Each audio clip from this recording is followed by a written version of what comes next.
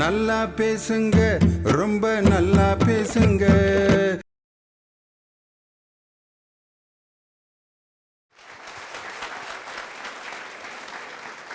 நல்லதோர் வீணை செய்தேன், அதை நலங்கெட பொழுதியில் எறிவதுண்டோ. நல்லதோர் வீணை செய்தேன், அதை நலங்கெட பொழுதியில் எறிவதுண்டோ. சொல்லடி சிவசக்தி, என்னை சுடர்மிகும் அறிவுடன் படைத்து விட்டாய். நல்லதோர் வீணை செய்தேன்.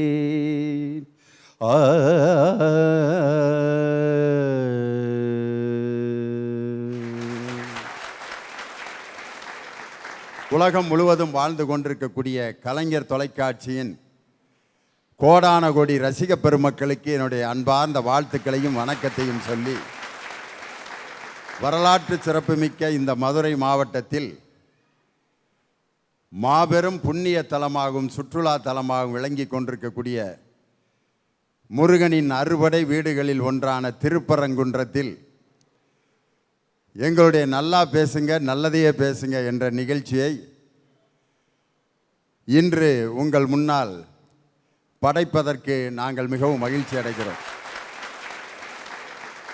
அதில் இது 4வது ஆண்டினுடைய நிறைவு நிகழ்ச்சி. இது என்ன நிகழ்ச்சியை நடத்தலாம் என்று நாங்கள் யோசித்து கொண்டிருந்த நேரத்தில் இந்த சமுதாயத்தில் பலவிதமான பார்வைகளுக்கு ஆட்பட்டு இன்று சமுதாயத்தில் கம்பீரமாக எங்களாலும் நிமிர்ந்து நடக்க முடியும், வாழ முடியும் என்று வாழ்ந்து கொண்டிருக்கக்கூடிய திருநங்கைகளை பங்கேற்க செய்து ஒரு நிகழ்ச்சியை நடத்த வேண்டும் என்று நாங்கள் முடிவு செய்து, தமிழகத்தில் எத்தனையோ ஊர்கள் இருந்தும் திருநங்கைகள் பங்கேற்கக்கூடிய ஊரிலும் திரு இருக்க வேண்டும் என்ற ஒரு எண்ணத்தில் தான் நாங்கள் தேர்வு செய்த ஊர் திருப்பரங்குன்றம்.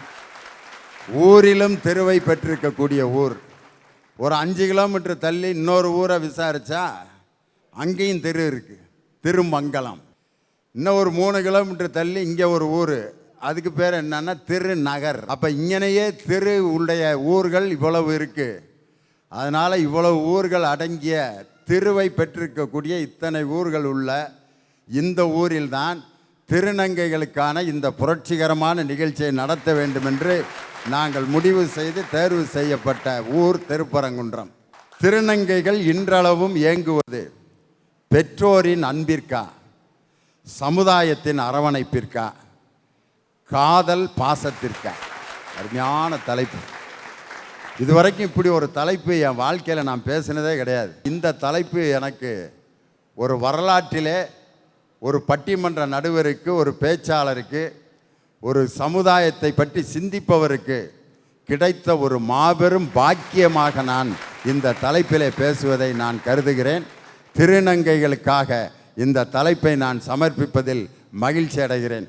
என்ன காரணம் அப்படின்னு சொன்னால், இதே மதுரை மண்ணில் தான் பார்வதி தட்சனுக்கு மகளாக பிறந்து தன்னுடைய வீட்டுக்கார்ட்ட சண்டை போடுவாங்க. நான் என் தந்தை நடத்தும், தட்சன் நடத்தும் யாகத்திற்கு நான் செல்ல வேண்டும். உடனே சிவபெருமான், போகக்கூடாது. இல்லை, நான் போய்த்தான் ஆவேன். போகக்கூடாது தாட்சாயினி, போய்த்தான் ஆவேன். போயிட்டு சிவபெருமானுடைய வார்த்தையை மீறிட்டு பார்வதி போயிடும். போயிட்டு வந்தோடனே 2 பேர்த்துக்கு சண்டை நடக்கும் பாருங்க. வா, எந்த முகத்தோடு என்னை பார்க்க வந்தாய்? போ அப்படிம்பார். போய் வா என்று சொல்லுங்களேன், போய் என்று சொல்லுகிறீர்களே அப்படின்னு எவ்வளவோ கெஞ்சி பார்க்க ஃபைனல் சண்டை வந்துடும். சக்தி இல்லையேல் சிவன் இல்லை, சிவன் இல்லையேல் சக்தி இல்லை, சக்தி தான் பெரிது, சிவன் தான் பெரிது, ஆ ஊ அப்படின்ட்டு சக்தி பார்வதி காணா போயிடும். பார்வதி அழிச்சிட்டார்ல சிவபெருமான். பேசாமல் உட்காந்து ஒரு காப்பியை குடிச்சிட்டு பேசாமல் இருக்க வேண்டியதானே. பார்வதி காணோன்னு அந்த மனுஷன் பட்ட பாடு. அதுக்கப்புறம் வந்தோன்னே சக்தி இல்லையேல் சிவன் இல்லை, சிவன் இல்லையேல் சக்தி இல்லை. என்னுடைய உடலில் சரிபாதியை உனக்கு தருகிறேன், இதோ பெற்றுக்கொள் அப்படின்ட்டு அப்படியே பாதியை கொடுப்பாரு. 2 பேர் ஒரு பக்கம் ஆண் ஒரு பக்கம் பெண்ணாக காட்சி கொடுக்கும்போது தியேட்டரே கைதட்டி அந்த உருவத்தை பார்த்து ரசித்தது. ஒரு பக்கம் சிவபெருமான் ஆணாகவும் இன்னொரு பக்கம் பெண்ணாகவும் காட்சியளித்த அந்த அர்த்தநாரீஸ்வரரை நாம் திரையில் பார்த்து கோயில்களில் பார்த்து கைதட்டுகிறோம். ஆனால் இங்கே நமது உலகத்தில் நம்மோடு பிறந்த இந்த சகோதரிகளை ஏன் அவர்களை நாம் மதிக்க தவறிவிட்டோம் என்பதற்காகத்தான் இந்த நிகழ்ச்சியினுடைய நோக்கமே அதுதான். அருமையான தலைப்பு. திருநங்கைகள் இன்றளவும் ஏங்குவது பெற்றோரின் பாசத்திற்கா, சமுதாய அரவணைப்பிற்கா, காதல் வாழ்விற்கா? அண்ணே நிச்சயமாக சொல்கிறேன், திருநங்கை வாழ்த்துனா பழிக்கும். நீங்கள் இதுவரைக்கும் எத்தனையோ இந்த மாதிரி மேடை பார்த்துருப்பீங்க. ஆனால் இந்த மேடை சூப்பர் டூப்பராக போகுது. சத்தியமாக எழுதி வச்சுக்கோங்க. ஆங்கிலத்திலே ஒரு பழமொழி உண்டு, winner never do different things, they do usual things டிஃப்ரெண்ட்லின்பாங்க. வெற்றியாளன் எப்போதுமே ஏதாவது புதுமையாக செய்ய மாட்டானா, அவன் அன்றாடம் நடக்கக்கூடிய விஷயங்களை புதுமையாக செஞ்சிருவானா. அது வேற யாரும் இல்லை, எங்கள் அண்ணன் லியோனி அண்ணன் தான். ஆமாம், எத்தனை பேருக்கு இந்த தைரியம் வரும்? என் அரங்கத்தை ஒரு முழு எபிசோடை நான் திருநங்கைகளுக்காக அர்ப்பணிப்பேன், அவர்கள் எதிர்காலத்தை நான் உருவாக்குவேன், அழகான ஒரு கல்லை நான் சிற்பமாக்குவேன் என்று அந்த அந்த ரௌத்திரத்திற்கு நான் தலை வணங்குகிறேன் ஐயா. எங்களோட நிலைமை எப்படி இருக்குது தெரியுமா? இப்போ கப்பல் ஏறுவாயோடா, அடிமை தலையை தாண்டுவோயோடா, குப்பை விரும்பும் நாய்க்கே கொற்ற தலிகம் உண்டோடா. இது எனது முண்டாசு கவிஞனின் பாரதியின் வரிகள். ஒரு காலத்திலே நமது நாடு அந்நிய நாட்டிலே அடிமைப்பட்டிருந்த காலத்திலே அந்த அந்நிய நாட்டுக்காரன் நம்மளை பார்த்து கேட்டானா, கப்பல் ஏறுவியாடா நீ, இந்த கடலை தாண்டுவியா, குப்பை விரும்புகிற நாய்டா, உனக்கு என்னடா சுதந்திரம் கேட்குது, உனக்கு என்னடா தலைமை தனி நாடு கேட்குதுன்னு கேட்டானா. அந்த நிலைமை மாறுவது போல இந்த வரிகள் இப்போது எங்களுக்கு சொந்தமாகி கொண்டிருக்கிறது. உஷு நீயாவும் 9 அஜக்கு இப்படியெல்லாம் கேவலமாக அலைகிறீங்களே, உங்களுக்கு என்ன தனி உரிமை, தனி அங்கீகாரம் வேணும் அப்படிங்கிற மாதிரி இருக்குது. அதுக்கு பதில் சொல்லத்தான் இந்த மேடை நான் வந்திருக்கிறேன். கடை விரித்தேன் கொள்வார் இல்லை, ராமலிங்க வள்ளலார் சொன்னார். அது என்னன்னா, நம்ம 1000 தான் போராடுவோம், காதலாக இருக்கட்டும், பெற்றோர் அங்கீகாரமாக இருக்கட்டும், முதல்ல எதிர்த்த வீட்டுக்காரனும் அடுத்த வீட்டுக்காரனும் முதல்ல நம்மளை ஏற்றுக்கணும். ஏன்? அப்புறமா தான் ஆட்டோமேட்டிக்காக பெற்றோர் ஏற்றுக்குவான். அடுத்த வீட்டுக்காரன் ஏதோ சொல்லுவான், சொந்தக்காரன் ஏதோ சொல்லிடுவான்னு சொல்லிட்டு பெத்த பிள்ளைய 2 மாதம் கருவறை தாங்கி தொப்புள் கொடி அறுத்து முளைப்பால் அந்தி தானே எங்களை உலகத்துக்கு அறிமுகப்படுத்துனீங்க. நாங்கள் சவக்குழியிலையோ இல்லை மலைக்குழியிலையோ எங்களை கண்டெடுக்கலையே. ஊர் 1000 சொல்லட்டும், இது என் உதிரம், என் ரத்தம், எனக்கும் என் கணவனுக்கும் பிறந்த குழந்தை அப்படின்னு சொல்லத்தக்க இல்லைன்னா இந்த சமுதாயம் அங்கீகரிக்காததுனால தான் நாங்கள் இன்னைக்கு நடுத்தெருவில் நிற்கிறோம். ஐயா, அதை விட இன்னொருத்தவங்க சொன்னாங்க, காதல் அங்கீகாரம் கொடுங்க, நாங்கள் பெரிய ஆள் ஆயிடுவோம், நாங்கள் பெருசாக சாதிச்சிடுவோம் சொல்கிறாங்க. அதே மாதிரி வயசில் தான் ஐயா, உங்கள் வயசில் தான் நான் தியாகராஜா காலேஜுக்கு போனேன், பிஏ எக்கனாமிக்ஸ் படித்தேன். ஆனால் ஆம்பளை உடையில் படித்தேன், ஆனால் உணர்வெல்லாம் பொம்பலை. அப்போ ஐஸ்வர்யா ராயே இப்படி வந்தா அடைச்சி இது என்ன சப்பமுக்கு, இதை போய் ஊர்வாயின்னு கொண்டாடுறாங்க. இல்லை அதுக்கு என்ன செட்டு போட்டுக்கு, இல்லை என்ன பாவாடை தவணி கட்டியிருக்கு, இப்படி தான் என்னால் பார்க்க முடியுது. விடலை பருவத்தில் ஏற்படக்கூடிய ஆணுக்கு ஏற்படக்கூடிய மாற்றமும் ஒரு பெண்ணை மாத்திரத்திலே ஆணுக்கும், ஆணை மாத்திரத்தில் பெண்ணுக்கும் ஏற்படக்கூடிய அந்த ரசாயன மாற்றம் பொய்த்து போனதே, அது எங்களின் தவறா இறைவனின் தவறா?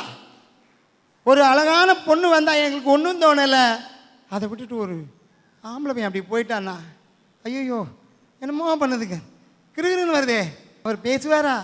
நான் இருக்கிறதும் ஆம்பளையோட, அவரை பார்த்து பேசுவாரான்னு நினச்சா இந்த எக்ஸோய் குரோமோசோம் ஏதோ தப்பு பண்ணிருச்சியா.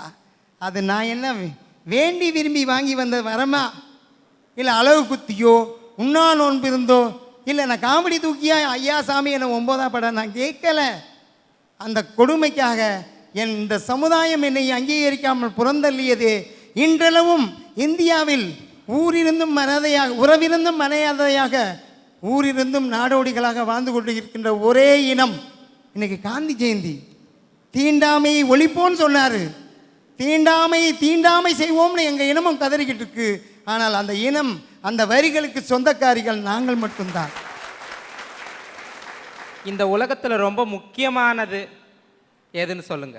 இந்த உலகத்தில் ரொம்ப முக்கியமானது யாருன்னா ஒரு மனுஷன்தான்.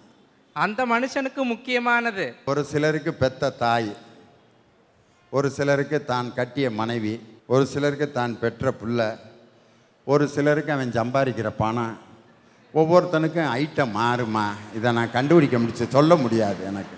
இந்த எல்லா ஐட்டத்து மேலே என்ன வச்சிருக்கேன் ஐயா அவங்க? அன்பு. அன்புக்கு இன்னொரு பேர் தான் ஐயா காதல். இதை போட்டு வாங்கிறதுக்கு தான் இவ்வளவு பிட்ட போட்டியிலா? இதை முதலே கேட்டிருந்தா நான் சொல்லியிருப்பேன்ல. ஒரு மனுஷனுக்கு எது ரொம்ப பிடிக்கும்ட்டு என் வாயை பிடுங்கி கடைசியாக அன்பு, அதுக்கு இன்னொரு பேர் தாயா காதல். நாங்கள் தாய் மேலே வந்தால் அன்பு, பிள்ளைங்க மேலே வந்தால் அன்பு. ஆனால் அந்த இடைப்பட்ட அந்த வாழ்க்கை துணை தேர்ந்தெடுத்துக்கிறதுக்கு பேர் தான் ஐயா காதல்னு சொல்கிறாங்க. அந்த விஷயத்தை பற்றி தான் நான் இங்கே பேச போகிறேன். உங்களுக்கு எத்தனை வயசுல ஐயா காதல் வந்தது? ஏம்மா இது என்ன அம்மா குத்துறதா? அம்மா 2 வயசில் குத்துனாங்க, கால்ரா ஊசி 3 வயசில் போட்டாங்க, வேறு ஊசியெல்லாம் ஒரு 6-7 வயசில் போட்டாங்க. அதெல்லாம் ஞாபகம் இருக்குது. காதல் எந்த வயசில் வந்துச்சுன்னு கரெக்டாக சொல்லவே முடியாதுமா. எனக்கெல்லாம் நான் 4ஆம் கிளாஸ் படிக்கிறப்பே வந்துருச்சு. என் கூட ஒரு பிள்ளை படிச்சிச்சு, அது என் கூடயே தான் இருக்கும். அது என்னன்னு தெரியல. அந்த பிள்ளை ஒரு நெல்லிக்காய் வாங்கினா கூட எனக்கு பங்கு கொடுக்காம அது திங்கவே திங்காது. நெல்லிக்காய் வாங்கிட்டு ஒரு தடவை எனக்கு பங்கு எப்படி போட்டு குடிச்சு தெரியுமா? உடனே நான் என்கிட்ட கொண்டு வந்து நெல்லிக்காய் குடிச்சிச்சு. நான் கடிச்சிட்டு கொடுக்கவா அப்படின்னேன். வேணாம், வாங்கி எச்சியா எவன்டா திம்பா அப்படின்னுச்சு. சரி நீ கடிச்சிட்டு கொடு அப்படின்னா, என் எச்சியை உனக்கு ரொம்ப கொடுப்பாங்க அப்படின்னுச்சு.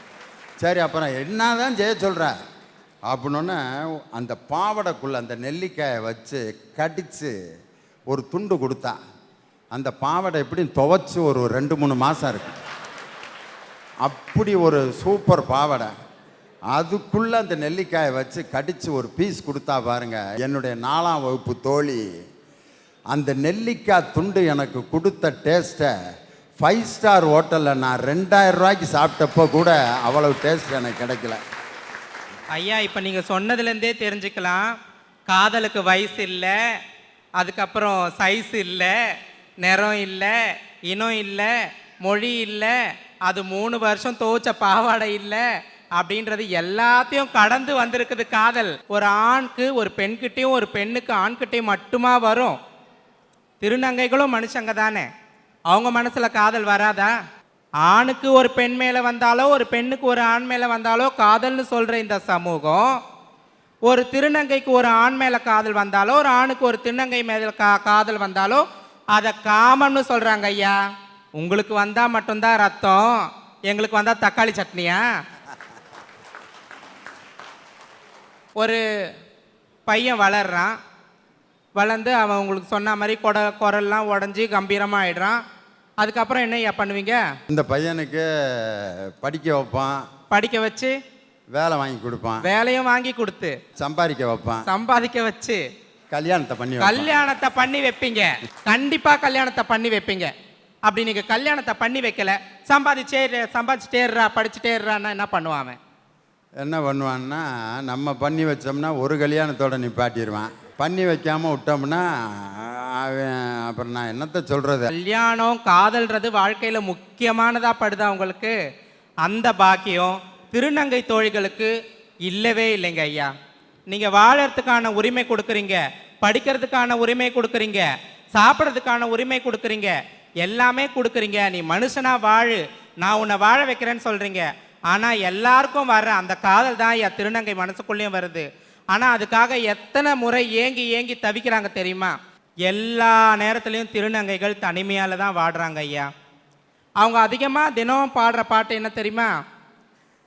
இன்று எந்தன் தலைவன் இல்லை, சென்று வானிலா தென்றலே என் தனிமை கண்டு நின்று போய்விடு அப்படி ஒரு தனிமையில் வாடுறாங்க ஐயா. ஐயா, பஞ்சபூதம்னா என்னையா? பஞ்சபூதம்னா 5 பூதம் நினச்சிடாதீங்க. நம்மை சுற்றி இருக்கக்கூடிய 5 சக்திகளைத்தான் பஞ்சபூதம் சொல்கிறோம். அதாவதுயா, காற்று, நீர், நிலம், நெருப்பு, ஆகாயம்னு சொல்றீங்க. காற்றுல இருந்து மின்சாரத்தை எடுக்கிறார்கள், சூரிய சக்தியிலிருந்து மின்சாரத்தை எடுக்கிறார்கள், மண்ணில் இருந்த கனிம வளத்திலிருந்து நிறைய வளங்களை எடுக்கிறார்கள். ஆனால் நம்முடனே பிறந்து நம்முடனே வளர்ந்து நம்மை போலேயே இருக்கும் இவர்களை பார்த்து இவர்களிடம் எந்த வளமும் இல்லையா? இவர்களை மட்டும் ஏன் கண்டுகொள்ளாமல் விட்டு விட்டது இந்த சமுதாயம்? இவர்களுக்கு உரிய அங்கீகாரம் வழங்க வேண்டும், இவர்களையும் மனிதர்களிடம் மதிக்க வேண்டும். இந்த பஞ்சபூதத்தில் இருந்து எடுத்த சக்தியை போல இவர்களிடம் அனைத்து சக்திகளும் இருக்கிறது. இவர்கள் எதில் சளைத்தவர்கள்? இவர்கள் நன்றாக ஆடுகிறார்கள், நன்றாக பாடுகிறார்கள், நன்றாக சமைக்கிறார்கள், வீரமும் ஈரமும் கொண்டவர்கள். இவர்களை வீட்டில் காவலாளியாக அமர்த்தலாம். அதை செய்தோமா? செய்யவில்லை. ஆனால் ஒரு ஏளன பார்வையை மட்டும் பார்க்கிறோம். முதலில் இவர்களை புரிந்து கொண்டோமா? ஒரு மருத்துவரிடம் ஒரு நோயாளி வருகிறார், ஒரு ஸ்கேன் ரிப்போர்ட் எடுத்து வாசிக்கிறாங்க, பார்க்கிறார். பார்த்தா அந்த ஸ்கேன் ரிப்போர்ட் ஒரு அரவணையோட ஸ்கேன் ரிப்போர்ட். அதில் எழுதியிருக்காரு டாக்டரு, கர்ப்பப்பை அகற்றப்பட்டதுன்னு. ஆக்சுவலாக அவங்களுக்கு கர்ப்பப்பையே கிடையாது. இது கூட அந்த டாக்டருக்கு தெரியலைங்க. ஏன் தெரியலைன்னு சொன்னால், திருநங்கைகளை பற்றி விழிப்புணர்வு அவர்களுக்கு கிடையாது. அவ்வளவு தூரம் படித்து ஒரு சோனாலஜிஸ்ட், அதாவது ரேடியாலஜிஸ்ட்னு சொல்லி அந்த ஸ்கேன் பண்ணுறவருக்கு திருநங்கைகளை பற்றி தெரியலைன்னு சொன்னால் பாமர மக்களுக்கு எப்படி தெரியும்? எப்படி அவர்கள் இவர்களுடைய உணர்வுகளையும் இவர்களை பற்றியும் எப்படி புரிந்து கொள்வார்கள்? நாம் சற்று சிந்திக்க வேண்டும். இப்பொழுது ஹார்மோன் குறைபாடுனால் இப்படியெல்லாம் மாறுகிறது என்று சொல்கிறார்கள். மக்களே, ஒரு 10-20 ஆண்டுகளுக்கு முன்பு குஷ்டம் என்று ஒரு வியாதி இருந்தது. இப்பொழுது அதை அறவே ஒழித்து விட்டது மருத்துவம். அதே மாதிரி டியூபர்குலோசிஸ், டிபி, அதையும் ஒழித்து விட்டது. இப்படி தீராத பல வியாதிகளை ஒழித்த இந்த விஞ்ஞானம் இவர்கள் உடம்பில் ஏற்படும் அந்த குரோமோசோம், அந்த ஹார்மோன் எப்போ மாறுதோ அதற்கு தகுந்த மாதிரி ஒரு தடுப்பு ஊசியை கண்டுபிடித்து பிறந்தவுடன் இந்த குழந்தைக்கு ஆனா அப்பொழுது ஆணினோட ஹார்மோன் இவனுக்கு செலுத்தி விட்டால் இந்த பிரச்சனை வராதே. அரசாங்கம் இது செய்திருக்கிறதா நடுவர் அவர்களே? எவ்வளோ பெரிய பெரிய வியாதிகள் எல்லாம் ஒழிக்கப்பட்டு விட்டன. போலியோங்கிற வியாதி இன்னைக்கு சொட்டு மருந்து கொடுத்தே ஒழிக்கப்பட்டு விட்டது. பெரிய அம்மைங்கிற வியாதி இப்போ இல்லவே இல்லை. காரணம், அதற்கான சரியான நேரத்தில் மருத்துவ சிகிச்சை செய்யப்பட்டது. அதே மாதிரி ஒரு குழந்தை பிறந்தவுடன் அது ஆணா பெண்ணா திருநங்கையா என்பது கண்டுபிடிக்கப்பட்டு, ஆண் தன்மை அதிகமாக இருந்து பெண் தன்மை குறைவாக இருந்தால் பெண் தன்மைக்கான சிகிச்சையை கொடுத்து அதை ஏன் குழந்தையிலேயே சரி செய்யக்கூடாது அப்படின்ற ஒரு கருத்தை முன்வைக்கிறாரு. அருமையான சஜஷன். இப்பொழுது அதையும் செய்யாமல் விட்ட இந்த அரசு அல்லது மக்கள் இவர்களை புறக்கணிக்கிறார்கள். எந்த இடத்திலும் கல்வியில் சரி, வேலை வாய்ப்பிலும் சரி, இவர்களுக்கு ஒரு சரியான இடத்தை ஒதுக்காமல், ஆனால் இவர்கள் பிச்சை எடுக்கிறார்கள் என்று மட்டும் குறை சொல்கிறார்கள். நல்லா யோசிச்சு பாருங்க. இந்த ஒரு கையை எப்படி ஆட்டுங்க, ஒரு கையை எப்படி, சத்தம் வரலைங்களா? இப்போ இந்த கையை ஆட்டுங்க, 2 கையும் சேர்த்து ஆட்டுங்க. இதை தான் அவங்க செஞ்சு செய்கிறாங்க. நாங்கள் இந்த நாட்டில் இருக்கோங்கிறதுக்காக வேண்டி அப்படி ஒரு